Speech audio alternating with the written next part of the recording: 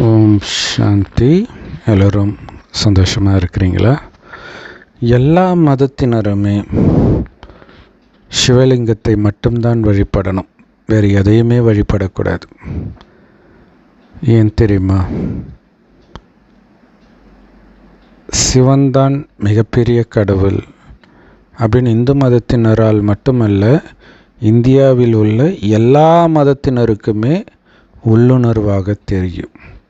மற்ற நாட்டினருக்கு வேண்டுமானால் தெரியாமல் இருக்கலாம். சரி, ஆனால் ஏன் சிவலிங்கத்தை வழிபட வேண்டும்? ஏற்கனவே மெக்காவில் காபா ஒரு கல்லை முஸ்லிம்கள் முத்தமிடுவார்கள், அது சிவலிங்கம்தான் அப்படின்னு சொல்லுவாங்க. இப்போ ஏன் சிவலிங்கத்தை வழிபட வேண்டும்? இன்னும் கேட்டிங்கன்னா, பைபிளில் நிறைய இடங்களில் ஒரு கல் தூணை நட்டு வழிபட்டார் அப்படின்னு சொல்லப்பட்டிருக்கும். நிறைய பேர் அப்ரஹாம் காலத்திலிருந்தே இது நடந்துக்கிட்டே தான் இருக்கும். ஸோ அந்த கல் தூணே சிவலிங்கம் தான் அப்படின்னு சொல்லுவாங்க. ஸோ முதல்ல சிவலிங்கம்னா என்ன அப்படிங்கிறத தெரிஞ்சுக்கிட்டால், ஏன் எல்லா மதத்தினரும் சிவலிங்கத்தை தான் வழிபடணும் அப்படின்னு நான் அடித்து சொல்கிறேன் அப்படிங்கிறத நீங்கள் புரிஞ்சிக்க முடியும். சிவன் அப்படின்னு இந்துக்கள் யாரை சொல்கிறோமோ அவங்கள தான் அல்லான்னு முஸ்லிம்களும் பரமபிதான்னு கிறிஸ்தவர்களும் சொல்கிறாங்க. ஸோ கடவுள் ஒருவரே. ஸோ இந்த ரீதியிலும் சிவலிங்கத்தை மட்டும் வழிபடணும் அல்லது சிவனை மட்டும் வழிபடணும். இப்போ சிவலிங்கத்திற்கு என்ன அர்த்தம் அப்படின்னா, முதல்ல நாம் யாருன்னு புரிஞ்சுக்கணும். நாம் அழியக்கூடிய உடம்பு கிடையாது. இந்த உடலை இயக்கக்கூடிய அழிவற்ற ஆத்மா தான் நாம். அது பூர்வ மத்தியில் நட்சத்திரம் மாதிரி ஜொலிக்கினால்தான் அங்கே பொட்டு வைக்கிறோம். ஸோ இந்த ஆத்மா பல உடலை எடுத்து இருக்கிறது. மனித ஆத்மா மனித உடல் தான் எடுக்கும், ஆனால் ஆண் உடல் பெண் உடல் மாற்றி மாற்றி எடுக்கும். ஸோ 5000 வருடத்திற்கு முன்பு இந்த பூமியே சொர்க்கமாக இருக்கும். அப்போ அந்த சொர்க்கத்தில் மனிதர்களுடைய குணம் அவ்வளவு தெய்வீகமாக இருக்கும். கடவுள் மாதிரி பரிசுத்தமானவர்களாக, காமம் கோபம் பற்றி பேராசை அகங்காரனாலே என்னன்னு தெரியாதவர்களாக இருப்பாங்க. அதனால தான் இயேசு கிறிஸ்து குழந்தைகள் மாதிரி பரிசுத்தமாகாமல் சொர்க்கத்திற்கு செல்ல முடியாதுன்னு சொல்லியிருப்பார். ஸோ அப்படி பரிசுத்தமாக வாழ்ந்த அந்த மனிதர்களை, தெய்வீக குணம் நிரம்பிய மனிதர்களைத்தான் தேவதைகள் அல்லது தெய்வங்கள் அப்படின்னு இந்துக்கள் கோயில் கட்டி கும்பிடுறோம். ஸோ இந்து மதத்தில் சிவபெருமானை தவிர மற்ற அனைவரும் தெய்வங்கள் லிஸ்டில் தான் வருவாங்க. ஸோ அவங்க யாரும் கடவுள் கிடையாது, சொர்க்கத்தில் வாழ்ந்த தெய்வீக குணமுடைய மனிதர்கள், நம்மை விட உயர்ந்தவர்கள், அதில் எந்த சந்தேகமும் கிடையாது. ஆனாலும் அவங்க கடவுள் கிடையாது. ஏன் அப்படின்னா, அந்த தேவதைகள் மறுஜன்மம் எடுத்து 2500 வருடம் கழிச்சு சொர்க்கமாக இருந்த இதே பாரத பூமி அல்லது உலகம் நரகமாக மாறிடும். அதுக்கு காரணம், தெய்வீக குணமுடைய தேவதைகளுக்குள்ள அசுர குணங்கள் வர ஆரம்பிச்சிடும். ஏன்னா சொர்க்கத்தில் நான் அழியக்கூடிய உடம்பு கிடையாது, அழிவற்ற ஆத்மா தான் கண் வழியாக பார்க்குது, வாய் வழியாக பேசுது, அனைத்து காரியங்களையும் உடல் மூலமாக செய்யுதுன்ற உணர்வில் இருந்தவர்கள் 2500 வருடம் கழித்து ஆத்மா நான் என்பதையே மறந்து உடல் நான்னு புரிஞ்சிக்க ஆரம்பிச்சிடுவாங்க. ஸோ அப்போ ஆத்மாவுடைய உண்மையான குணமே அன்பு, அமைதி, ஆனந்தம், அதை நிரந்தரமாக அனுபவம் செஞ்சுவாங்க சொர்க்கத்தில் 2500 வருடமாக. இப்போ ஆத்மாவிலிருந்து அவங்களுடைய கவனம் வெளி உலகத்தில் சிதறிய காரணத்தினால ஆனந்தத்தை வெளி உலகத்திலிருந்து எடுக்க முயற்சி பண்ணுறாங்க. அதாவது ஆத்மாவிலிருந்து வந்த பேரின்பத்தை இழந்து வெளி உலகத்திலிருந்து சிற்றின்பத்தை தேட முயற்சி செய்கிறாங்க. ஸோ பேருக்கேற்றா போல் அந்த சிற்றின்பம் சிறிது காலமே நிலைக்கும், அது ஏமாற்றக்கூடியது, இறுதியில் உங்களுக்கு மிகப்பெரிய துக்கத்தை தரக்கூடியது.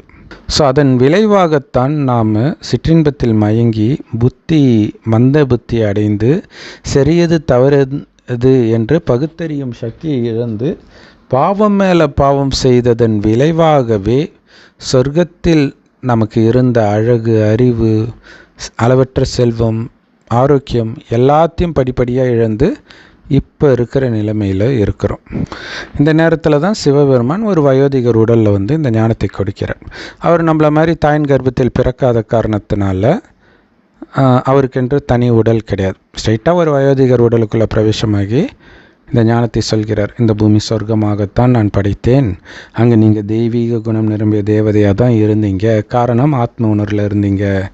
எப்போ தேக உணர்வுக்கு வந்தீங்களோ அப்போ பாவம் செய்து இந்த பூமியை நரகமாக்கிட்டீங்க. குட் நியூஸ் என்ன அப்படின்னா, இன்னும் சில வருடங்களிலேயே 10-15 வருடங்களிலேயே இந்த பூமி மீண்டும் சொர்க்கமாக போகுது.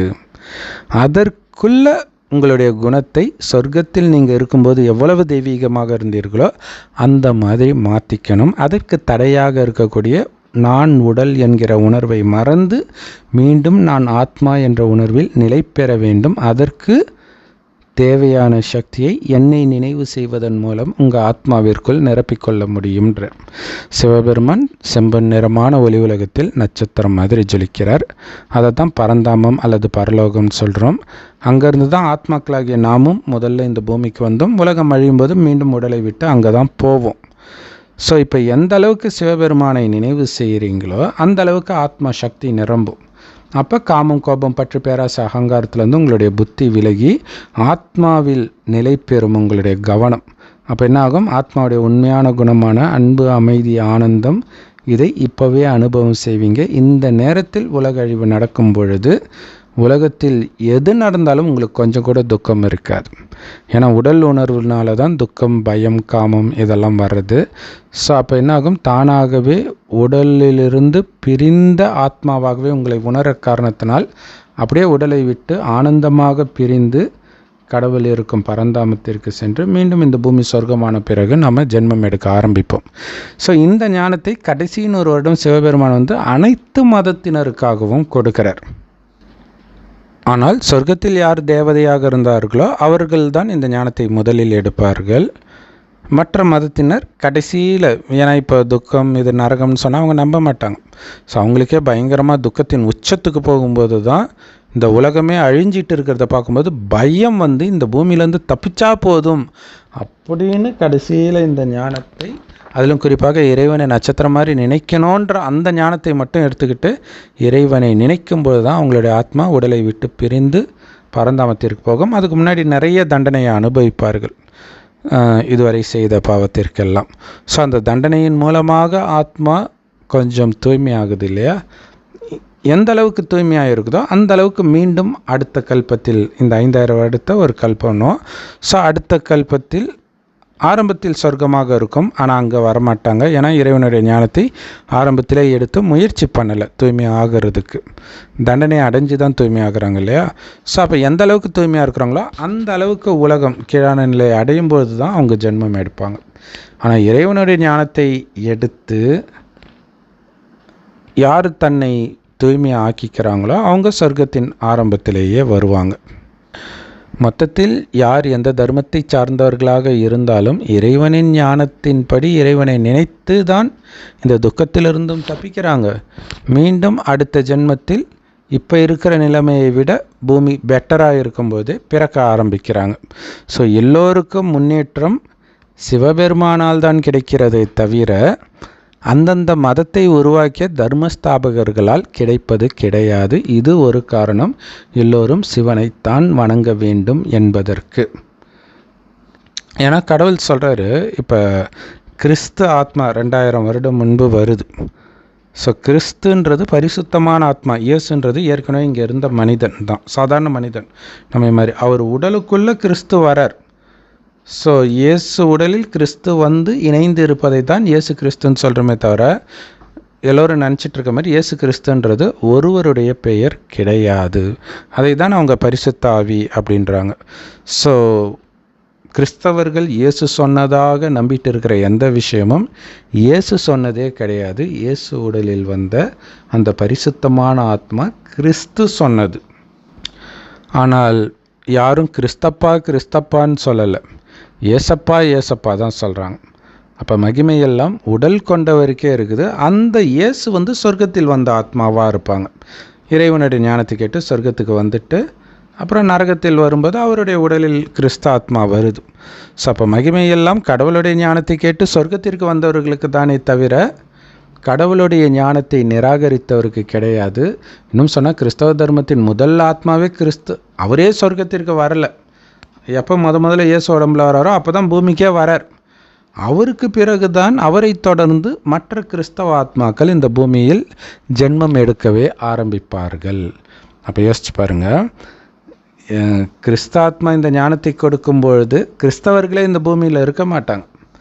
அதுக்கு முன்னாடி எந்த தர்மம் இருந்ததோ, இந்து தர்மம் அல்லது மற்ற தர்மம் இருக்கும் இல்லையா, அவங்க எப்படி இந்த ஞானத்தை ஏற்றுக்குவாங்க? கிறிஸ்தவ தர்மத்தின் ஞானத்தை கிறிஸ்தவர்களுக்கு தான் பிடிக்கும், மற்றவர்களுக்கு பிடிக்காது. ஸோ அதனால தான் இயேசுவை கல்லால் அடித்தது, இயேசு தலைமறைவாக வாழ்ந்தது, இது எல்லாமே.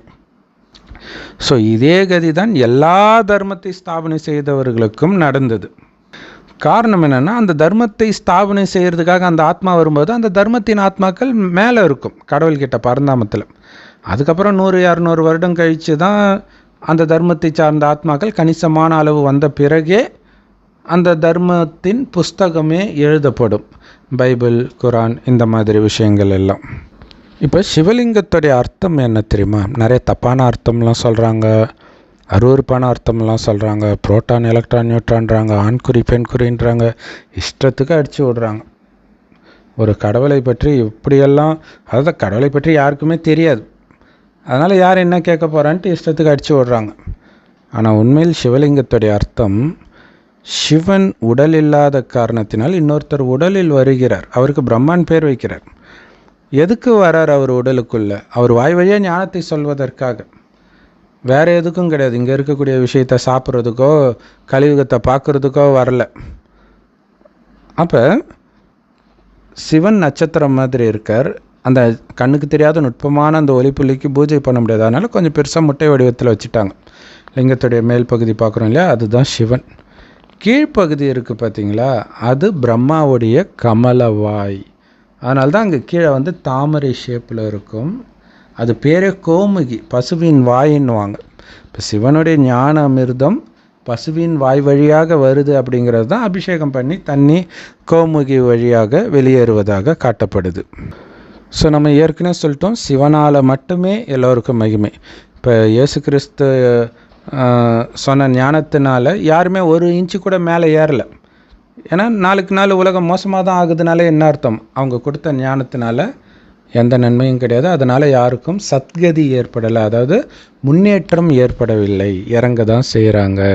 குரான் படித்து யாரும் முன்னேறவில்லை, இறங்க தான் செய்கிறாங்க. நாளுக்கு நாள் எல்லா மதத்திலும் தீவிரவாதம், காமம் சார்ந்த தவறுகள் எல்லாமே அதிகரிச்சுக்கிட்டு தான் இருக்குது. ஸோ அப்போ ஆத்மான்னு சிவபரமாத்மாவை நினைவு செய்து இறைவனுடைய ஞானத்தை மட்டும் சதா கேட்டுக்கிட்டும் சிந்தனை செஞ்சுக்கிட்டும் மற்றவர்கள்கிட்ட சொல்லிக்கிட்டும் இருந்தால் மட்டுமே காமம், கோபம், பற்று, பேராசை, அகங்காரத்திலிருந்து உங்களுடைய புத்தி விலகும்.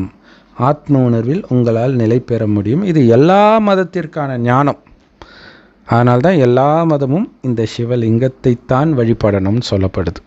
சரி, அப்படியே வேண்டாம்ப்பா, சிவலிங்கத்தை கூட விட்டுருங்க இல்லையா? இந்த சிவனாலே அது இந்து மதம் நினச்சிக்கிறாங்க. ஆக்சுவலாக இதன் மூலமாக சொர்க்கத்தில் வராங்க. சொர்க்கத்தில் இருப்பவர்களுடைய பேர் ஆதி சனாதன தேவி தேவதா தர்மம், இந்து தர்மம் கிடையாது. ஆதினா ஆரம்பத்தில் தோன்றியது, சனாதனன்னா அழிவற்றது இல்லையா? ஒன்ஸ் ஆத்மா இந்த பூமிக்கு வந்துச்சுன்னா கடைசி வரைக்கும் இருக்கும். கிறிஸ்தவர்கள்லாம் பாதியில் வராங்க, அதனால் பாதியில் இருந்து தான் தொடர்றாங்க, அதனால் அதை ஆதின்னு சொல்ல முடியாது. எல்லா தர்மத்துக்கும் அது பொருந்தும், மற்ற தர்மத்தினருக்கலாம். இப்போ இறைவனுடைய ஞானத்தை கேட்டால்தான் சொர்க்கத்துக்கே வர முடியும். அப்படி சொர்க்கத்தில் மிக உயர்ந்த பதவி அடையிறது தான் லக்ஷ்மி நாராயணன். இதுதான் அங்கே கிறிஸ்தவ முஸ்லீம் மதத்தில் ஆதாம் ஏவாள்னு சொல்லப்படுது. சொர்க்கத்தில் இருக்கிறாங்க இல்லையா? இதில் என்ன ஒரு கொடுமைனா, கலியுகத்தின் இறுதியில் இறைவன் இந்த ஞானத்தை கொடுக்கிறார். இதன் மூலம் உங்களுடைய குணம் ஆத்மாவை பார்க்கக்கூடியதாகவும் ஆத்மாவின் உண்மையான குணமாகிய அன்பு, அமைதி, ஆனந்தத்தை வெளிப்படுத்தக்கூடியதாகவும் மாறுது. இந்த குணம் அடுத்த ஜென்மத்துக்கு டிரான்ஸ்ஃபர் ஆகும். ஆனால் இந்த ஞானம் மறந்துடும். யாருக்கு? சொர்க்கத்தில் முதல் ராஜாவாகிய ஸ்ரீ நாராயணனுக்கே மறந்துடும். இவருடைய நினைவு தான் அங்கே ஆதாம் ஏவாள் போட்டது. ஆதாமுக்கே தெரியாது இந்த ஞானம். ஆதியில் வந்த ஆதாமுக்கே தெரியாத ஞானம் பாதியில் வந்த இயேசுவுக்கும் நபிக்கும் புத்தருக்கும் வள்ளலாருக்கும் ராகவேந்திரருக்கும் தெரியுமா என்ன? அப்போ யோசிச்சு பாருங்க, குரானும் பைபிளும் ஆதாமை புகழவே இல்லையே. ஆனால் பாதியில் வந்த இயேசுவையும் இறுதியில் வந்த நபியையும் புகழ்ந்துட்டு இருக்கிறாங்க. அப்போ ஏன் ஆதாமை புகழலை? ஏன்னா ஆதாமிற்கே அந்த ஞானம் தெரியாது, அதனால தான் புகழலை. இப்போ ஆதாமிற்கே தெரியாத ஞானம் பாதியில் வந்தவர்களுக்கு எப்படி தெரியும்? ஏன்னா சொர்க்கத்திற்கு செல்வதற்கான ஞானத்தை கேட்டு அதை வெற்றி அடைந்து சொர்க்கத்திற்குள் நுழைந்தவர்கள் அவங்களுக்கே தெரியாத ஞானம் சொர்க்கத்திலிருந்து விரட்டி அடிக்கப்பட்ட பிறகு வந்த தீர்க்கதரிசிகளுக்கு எப்படி தெரியும் அப்படின்னு நீங்களே யோசிச்சு பாருங்கள். இன்னொரு விஷயம், சரி இல்லை அதெல்லாம் கிடையாதுப்பா, காக்கைக்கும் தன் குஞ்சு பொன் குஞ்சு, நாங்கள் எங்கள் மதஸ்தாபகர்களைத்தான் வழிபடுவோம் அப்படின்னே நீங்கள் வச்சுக்கிட்டா கூட இயேசு சொல்லலையே அந்த ஞானத்தை. இயேசு உடம்புக்குள்ளே கிறிஸ்துன்னு பரிசுத்த ஆத்மா தான் சொல்லிச்சு. எல்லா ஆத்மாவும் ஒரே மாதிரி தான் இருக்கும், கண்ணுக்கு தெரியாத ஒளி புள்ளி தான், சிவபெருமாத்மா உட்பட. நான் பிறப்பு சக்கரத்தில் வரோம், அவர் வரதில்லை, அவ்வளோதான் வித்தியாசம். மறுஜன்மமும் எடுக்கலை. இப்போ இயேசு உடலில் வந்த கிறிஸ்து ஆத்மா அப்போ முதல்ல பரிசுத்த ஆத்மா வந்தாலும் இயேசு இறந்த பிறகு இயேசு போய் மறுஜன்மத்தில் எடுப்பதை போல் கிறிஸ்துவும் போய் தனியாக இன்னொரு ஜென்மம் எடுக்க ஆரம்பிச்சிடும், அவ்வளோதான். அதுக்கப்புறம் பிரிஞ்சிடுவாங்க. இதே தான் நபி உடம்பில் வந்த ஜிப்ரேல் ஆத்மாவிற்கும் புத்தர் உடம்பிலும் இப்படி தான் ஆத்மா. ஒவ்வொரு தர்மமும் இப்படித்தான் ஸ்தாபனை செய்யப்படுது. இப்போ யோசிச்சு பாருங்கள், இப்போ கூட நீங்கள் பார்த்தீங்கன்னா அந்த நட்சத்திரம் மாதிரி இருக்கிறதுடைய நினைவாக தான் லிங்கம். அப்போ அவர் பிரம்மாவாய் வழியாக பேசுகிறதுனால அந்த கீழ்ப்பகுதி கோமுகி எல்லா தர்மத்திலுமே அப்படி தானே இருக்குது. இயேசுவாயை பயன்படுத்தி கிறிஸ்தாத்மா பேசிச்சு. அப்போ கிறிஸ்துவுக்கு தான் மகிமை போகணும். அப்பையும் நீங்கள் கிறிஸ்துவை லிங்கமாக தான் வைக்கணும், ஏன்னா அது உடலற்ற ஆத்மா. அப்போவும் அவங்களும் லிங்கத்தை தான் இருக்கணும், சிவலிங்கம் கிடையாது, கிறிஸ்து லிங்கம். அதேமாரி முஸ்லீம்கள் ஜிப்ரேல்ன்ற ஆத்மா, அதுக்கும் லிங்கம் தான் வச்சு வழிபடணும்.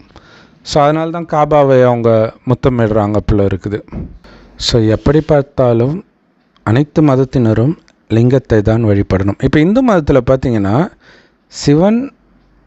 சிவலிங்கம் சொல்கிறோம் இல்லையா, அதே மாதிரியே குட்டி குட்டி லிங்கம் இருக்கும் சிவன் கோயிலில். சில பெரிய சிவன் கோயில், தஞ்சை பெரிய கோயில், இந்த மாதிரி நிறைய கோயில்களை பார்த்திங்கன்னா அதை சுற்றி நிறைய லிங்கம் இருக்கும்.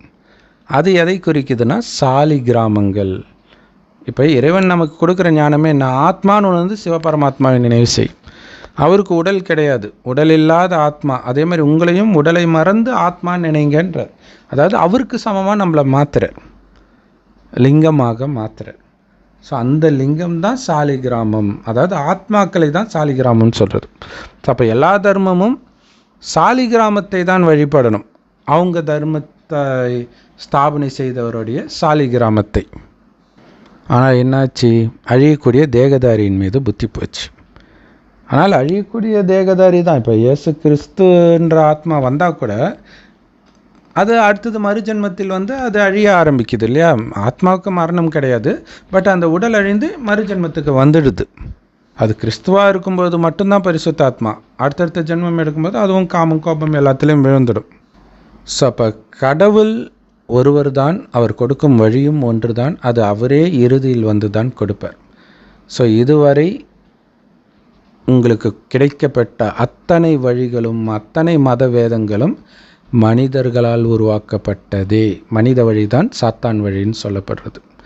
ஸோ சாத்தான் வழியை விட்டு கடவுளின் வழியை பிடித்து கடவுள் படைக்கும் உண்மையான சொர்க்கத்திற்கு வருவதற்கு உங்கள் அனைவரையும் வருக வருக என்று வரவேற்கிறோம். அதற்கு நீங்கள் பண்ண வேண்டியதெல்லாம் அருகில் உள்ள பிரம்மகுமாரிகள் ராஜயோக தியான நிலையத்திற்கு சென்று முற்றிலும் இலவசமாக கிடைக்கிற இறைவனின் ஞானமாகிய முரளியை தினம் தினம் கேளுங்கள். யூடியூப் வெப்சைட்ஸ்லையும் இருக்குது, அதோடைய லிங்க் இந்த வீடியோக்கு டிஸ்கிரிப்ஷனில் கொடுக்குறோம். அவசியம் பார்த்து பயன்பெறுங்கள். நாள் முழுவதும் அந்த முரளியின் சிந்தனையிலே இருங்கள். உங்களை ஆத்மா என்று உணர்ந்து சிவபரமாத்மாவை சதா நினைவு செய்தபடி இருங்கள். மற்றவர்களையும் ஆத்மா என்று பார்த்து கொண்டே இருங்கள். இந்த பயிற்சியின் மூலமாகத்தான் காமம், கோபம், பற்று, பேராசை, அகங்காரம் அத்தனையும் முற்றிலுமாக அழித்து கடவுள் படைக்கும் புத்தம் புது சொர்க்கத்திற்கு வருவதற்கு தகுதி பெற்று புத்தம் புது மனிதனாக, தேவதையாக அங்கு ஜென்மம் எடுப்பீங்க. ஓம் சாந்தி. தேங்க்ஸ் ஃபார் வாட்சிங்.